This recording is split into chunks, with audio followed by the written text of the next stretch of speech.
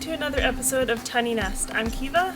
And I'm Jake. This series is following our tiny house project from the early stages through to completion and beyond. In this episode, we show how we installed our propane-powered water heater. All of the penetrations to the exterior walls are going to have trim on the outside to finish them off. And we're trying to get all the trim up before we put the siding on. So we need to deal with certain things now, like the hot water heater. There's the furnace on the other wall, and then on this wall there's also a couple holes for some ducting that's eventually going to go in. So what I've done is measured the dimensions of the unit, marked it out. We're going to put it in this space, and then I'm using a sort of a little trick that I learned during my electrical apprenticeship, which is just took a piece of a metal coat hanger, just a long bit on the bottom, cut it at a bit of an angle so there's a point, and then use that to drill through. It'll go through wood quite easily. So I've just used that to go through all four corners of my square to give an indication on the exterior of where this is, and then I'm going to go out and deal with it out there. But this is super useful for anything where if you're either not entirely sure where you're going to come out and you don't want to leave a big gaping hole if you're in the wrong spot, or if you just need a small indicator and same thing, you don't want to tear a whole bunch of material apart. This is super useful because it'll go through wood really easily, and it'll go really far, super long, extension, and then you can make that little hole. All right, I don't know how much wind the camera is going to pick up, but I'm going to go ahead with this. So here's my little holes. So I'm just going to cut an X, get it out of the way. I'll probably have to take off the rain screen because the trim is going to go further than that. And then I'm going to cut the hole and so on. So I'm just going to cut from one corner to the other.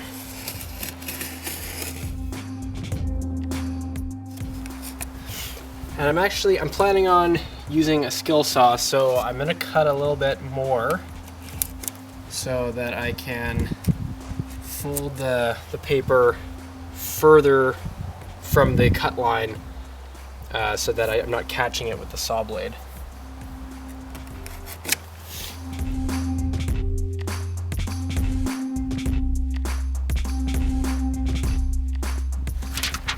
Okay, I'm going to need to tape that out of the way so that it's not flapping into my workspace.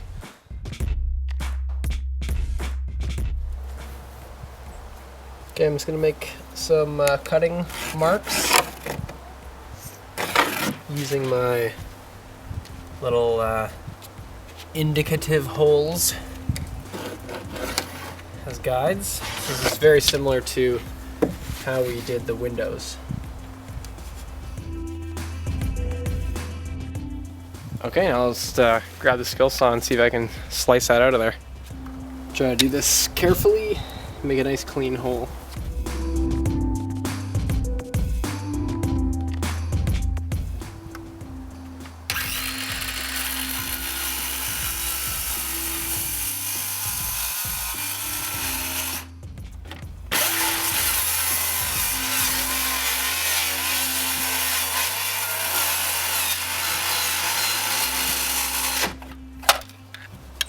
I'll probably need my Sawzall to finish this off.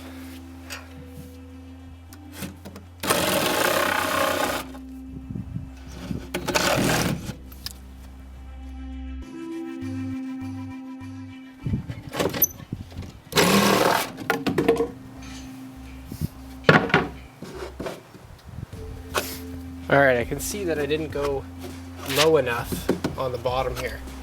So I'm just going to slice that until it's a bit more flush with the header that's behind there.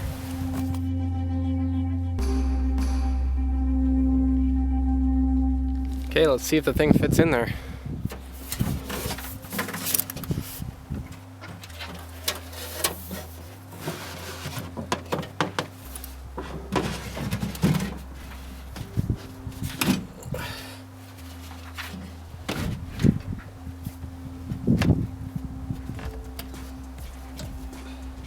Okay, I think it's gonna work. So I'll take it out, fold the house wrap back in, put a little tape around it and sort of reseal it. And then I'll put this sucker in.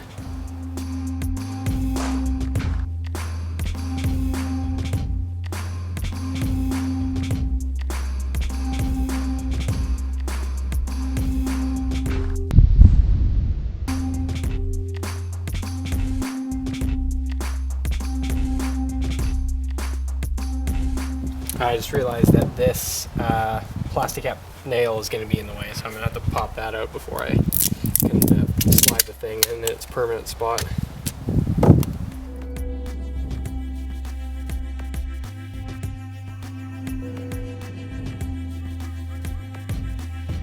Okay, I'm going to put a bunch of caulking around it before I slide it in, and I do have high temperature caulking, which we're going to use for the exhaust for the furnace, because that's like directly exhausting hot air or hot exhaust. But in the instructions for the hot water heater, it said that the clearance requirements on the sides and the top and bottom is from combustible materials is 0 inches, meaning it can be in direct contact, meaning that it's not going to get very hot. So the flange and the edges here are not going to be so hot that it would require high temperature caulking, as far as I can tell. So I'm just going to go with regular caulking here.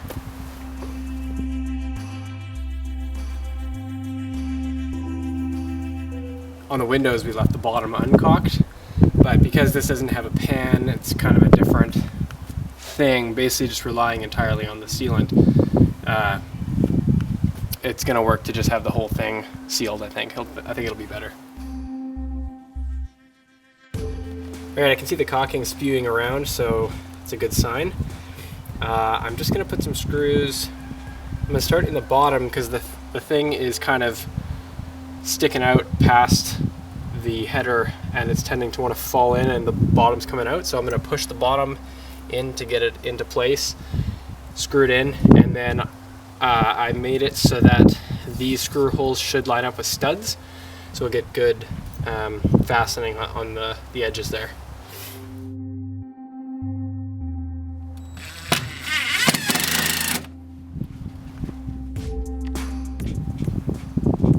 Probably should have checked level before, but sitting on the fender header, which should be level and seems good enough, so I'm going to carry on.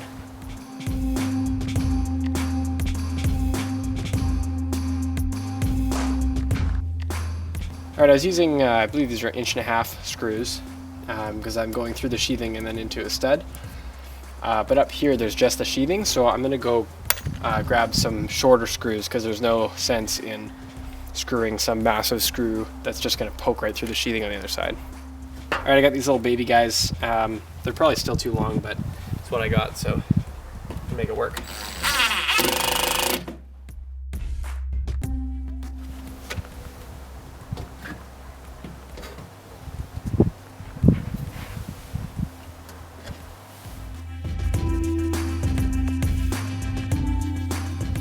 Okay, so I just had to use my own screw to get the door on just temporarily because something was not working with the screw that it came with. But it's obviously, I don't know if you can tell by the light, but it's getting late because I got a late start on this job. So I'm going to use our trouble light to get the trim on because I want to protect this a bit. It's pretty exposed the way it is now. But the trim that's going around, it's just going to go on the same way that we've done all the windows and everything else.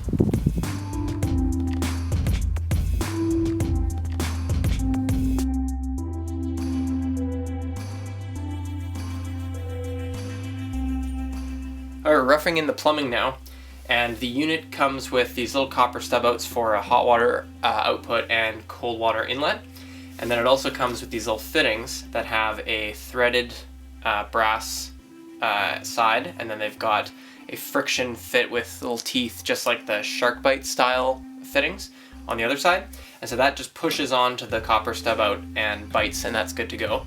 And then you can see what I've already got on the cold side. We're using these braided hoses which have a rubber gasket on the inside, so you don't need any Teflon tape on these threads. You basically just cinch it down until it squishes that rubber to make the seal. And so with that on there like that and the hose threaded on, the other end's going to thread onto the plumbing. And to see more information on the plumbing system, have a look at that video. I'm going to hook up the propane line to the water heater now and use the same flare fittings that we've used everywhere on the propane system.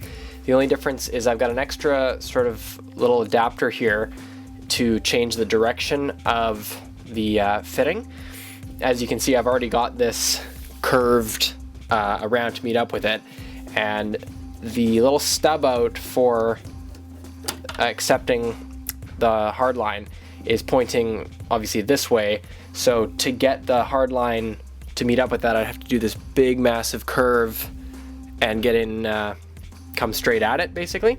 So what I've got is a 90, but also, I mean, because this is basically a, they're both male ends, I've got this adapter, and all it is two nuts with a tiny bit of copper in between already flared, and it just comes like that. So getting that on there like that allows me to get this 90 facing that way, and it is an extra, you know, connection, but it's all sort of one unit in a way, and it's going to allow the hard line to come in like this and have a nice straight shot right up to the fitting, rather than trying to do some crazy bend, like I was saying, to get it to meet up with it.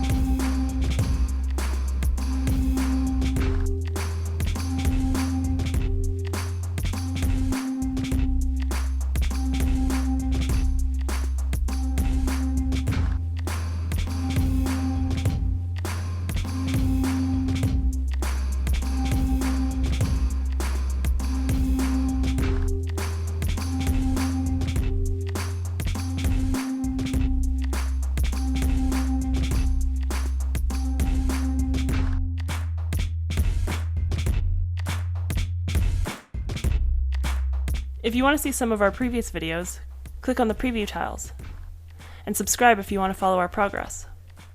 You can also visit our website here.